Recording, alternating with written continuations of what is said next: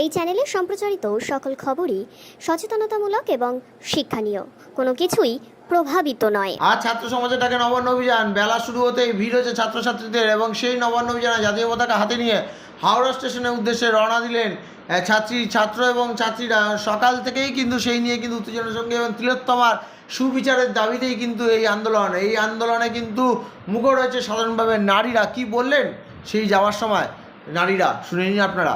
Justice for Article. We want justice. We want justice. We want justice. We want justice. We want justice. We want justice. We want justice. We want justice. We want justice. We want justice. We want justice. Police তুমি চিন্তা করো, তোমার ন্যায় হচ্ছে করো। Police তুমি চিন্তা করো, তোমার ন্যায় হচ্ছে করো। পুলিশ তুমি চিন্তা করো, তোমার ন্যায় হচ্ছে করো। পুলিশ তুমি চিন্তা করো, তোমার ন্যায় হচ্ছে করো। তোমার ন্যায় হচ্ছে করো। পুলিশ তুমি চিন্তা করো, তোমার ন্যায় হচ্ছে করো। পুলিশ তুমি চিন্তা করো, তোমার ন্যায় হচ্ছে করো।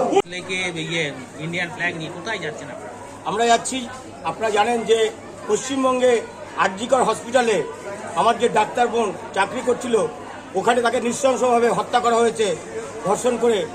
আমরা তার জাস্টিস চাই, আমরা জাস্টিস চাই, কারণ আমরা দেখেছি ঘটনা ঘটার পর আমাদের যে রাজ্যের মুখ্যমন্ত্রী, উনি সেদিন থেকেই ওই কলেজের যে প্রিন্সিপাল ছিল, সে তার দিকে যখন ওখানকার ডাক্তার আঙুল তুলছিল, তাকে আড়াল করার জন্য মুখ্যমন্ত্রী প্রথম দিন দিয়ে লেগে রয়েছে।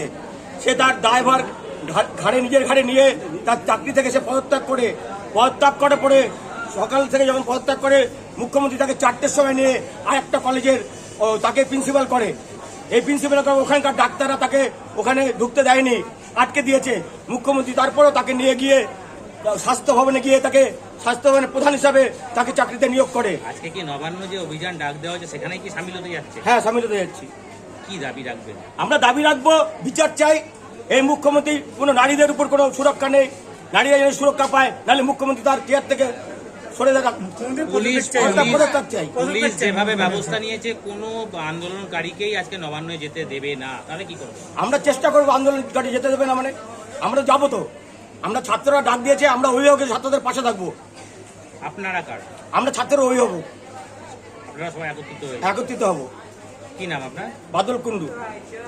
যে আন্দোলন, ছাত্র সমাজ যে আন্দোলন ডেকেছে আজ নবান্ন চলো অভিযান, আমরা এখানে কেউ কেউ ছাত্র আছি, কেউ কেউ ছাত্রের অভিভাবক আছি। আমরা সবাই মিলে আজকে নবান্ন অভিযানে যাচ্ছি। আমরা দেখতে পাচ্ছি গত কয়েক বছর ধরে এই পশ্চিমবঙ্গে যেভাবে নারী নির্যাতন হচ্ছে, একের পর এক হচ্ছে, এবং এই পশ্চিমবঙ্গে যে সরকার আছে, পশ্চিমবঙ্গের সরকার সবসময় এই নারী নির্যাতনে যারা দোষী তাদেরকে মানে চাপা দিয়ে দিচ্ছে, তাদেরকে দোষী সাব্যস্ত করছে না, তাদেরকে যে যেন তেন প্রকারণে যাই না কেন, নিশ্চয়ই তাদের মাথার উপর হাত আছে। কিন্তু আজকের এই আন্দোলনে পুলিশ কোনোভাবেই কাউকে যেতে দেবে না, সেই ক্ষেত্রে কি করবেন আপনারা? দেখুন, পুলিশ যদি না যেতে দেয়, তার মানে এটা বলবো এটা আমাদের পশ্চিমবঙ্গ সরকারের একটা বড়সড় ষড়যন্ত্র। তিনি বুঝে গেছেন যে ছাত্ররা যদি এক হয় তাহলে তার অবস্থা কি হতে পারে। আজ ছাত্ররা জেগেছে, সমাজ জেগেছে, সাধারণ মানুষ জেগেছে, কিন্তু এখন তো তারা আর বসে থাকবে না, সবকিছুর একটা শেষ থাকবে। মানুষ আজ মানে ধৈর্যের সীমা তারা ছাড়িয়ে গেছে, ধৈর্যের বাঁধ তাদের ভেঙে গেছে। নবান্ন যাওয়ার পথে যদি বাধা সৃষ্টি হয়, সেই ক্ষেত্রে কি করবে? বাধা যদি সৃষ্টি হয়, ছাত্ররা সবসময় যতটা সম্ভব বাধা ভেঙে, বাধা উল্লঙ্ঘন করে এই মানে জাস্টিসের জন্য, এই বিচারের জন্য তারা এগিয়ে যাবে, তারা কোনো বাধাই মানবে না। কি নাম? আমার নাম কণিকা মিস্ত্রি।